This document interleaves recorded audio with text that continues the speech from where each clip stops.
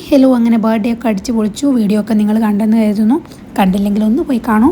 ഇത് ബർത്ത്ഡേ കഴിഞ്ഞിട്ടുള്ള ഒരു ദിവസം ഞങ്ങൾ ഒന്ന് ഫാമിലി ആയിട്ട് കറങ്ങാൻ പോയിട്ടുണ്ടായിരുന്നു. ഇപ്രാവശ്യം ഞങ്ങൾ മാത്രമല്ല, ഞങ്ങളുടെ കൂടെ 2 പേരും കൂടിയുണ്ട്. എൻ്റെ 2 അനിയത്തി കുട്ടികളാണ്. എൻ്റെ ഈ 2 പിള്ളേരും വയനാട്ടിലാണ് കേട്ടോ. നിങ്ങൾക്കറിയാലോ, അവിടെ ബീച്ചും കാര്യങ്ങളൊന്നും ഇല്ലയെന്ന്. അതുകൊണ്ട് തന്നെ ഇത്രയും വയസ്സിനിടയ്ക്ക് അവരാകെ ബീച്ചിൽ പോയത് 1-2 വട്ടമാണ്.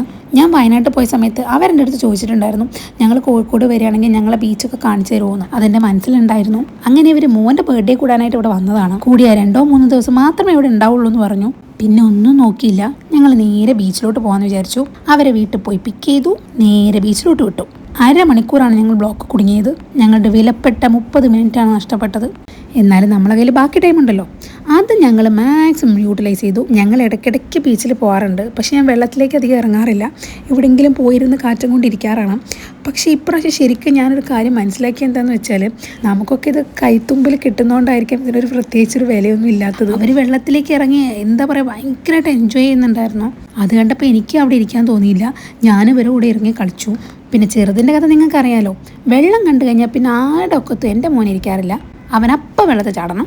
അങ്ങനെ ചിക്കനെ പറ്റിക്കാൻ വേണ്ടി കുറച്ച് നേരം വെള്ളത്തിലിറക്കി മെല്ലെ എടുത്തുകൊണ്ട് പോയി. അതിനിടയ്ക്ക് മക്കളിങ്ങനെ പറഞ്ഞുകൊണ്ടിരിക്കുന്നുണ്ടായിരുന്നു, നമുക്കിപ്പോൾ ഒന്നും പോകണ്ട ചേച്ചി, നമ്മൾ കുറച്ച് നേരം കഴിഞ്ഞിട്ട് പോവാം, ഇടയ്ക്കേ ഇങ്ങനെ വരാറുള്ളൂ, അതൊന്ന് മാക്സിമം എൻജോയ് ചെയ്യട്ടെ എന്നാണ് അവർ പറഞ്ഞുകൊണ്ടിരുന്നത്. അപ്പോൾ പിന്നെ അങ്ങനെ ആവട്ടെ എന്ന് വിചാരിച്ചു.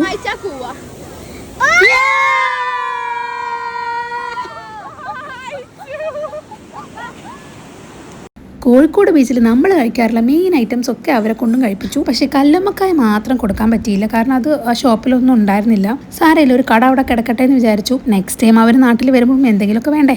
ലേറ്റ് ആയതുകൊണ്ടായിരിക്കണം പല ഐറ്റംസും അവിടെ ഉണ്ടായിരുന്നില്ല. പിന്നെ ഇതേ കഴിക്കുന്ന ഈ പട്ടാണി എഗ്ഗുള്ളൊരു സംഭവമില്ലേ, സാധാരണ ഞാനത് വാങ്ങുമ്പോൾ നല്ല അടിപൊളി ടേസ്റ്റിൽ എനിക്ക് കിട്ടാറുണ്ട്. ഇപ്രാവശ്യം എന്തോ എനിക്ക് ഒട്ടും ഇഷ്ടപ്പെട്ടില്ല. അവരെന്തോ അത് ഫസ്റ്റ് ടൈം കഴിക്കുന്നതുകൊണ്ടാവണം അവർക്കത് ഇഷ്ടപ്പെട്ടു. പിന്നെ പോകുന്ന വഴിക്ക് അവർക്ക് ഉപ്പിലിട്ട മാങ്ങയും നെല്ലിക്കൊക്കെ വേണമെന്ന് പറഞ്ഞു. അവരുടെ പേരിൽ ഞാനും കഴിച്ചു. സാധാരണഗതിയിൽ എൻ്റെ ഹസ്ബൻഡ് ഇതിനൊക്കെ എതിരാണ്. പക്ഷേ പിള്ളേരൊരു ആഗ്രഹം പറഞ്ഞ സ്ഥിതിക്ക് വാങ്ങാതിരിക്കാൻ പറ്റില്ലല്ലോ. അങ്ങനെ ആ അവസരം ഞാനും മുതലെടുത്തു. പോകുന്ന വഴിക്ക് കാടമുട്ട കണ്ടു, അതും കൂടെ വാങ്ങി. നിങ്ങളെ വയറ്റിലെന്താ കൊക്കപ്പുഴുണ്ടോ എന്ന് നിങ്ങൾ ചിന്തിക്കുന്നുണ്ടാവും. അങ്ങനെ ചിന്തിക്കുന്നതിൽ ഒരു തെറ്റുമില്ല.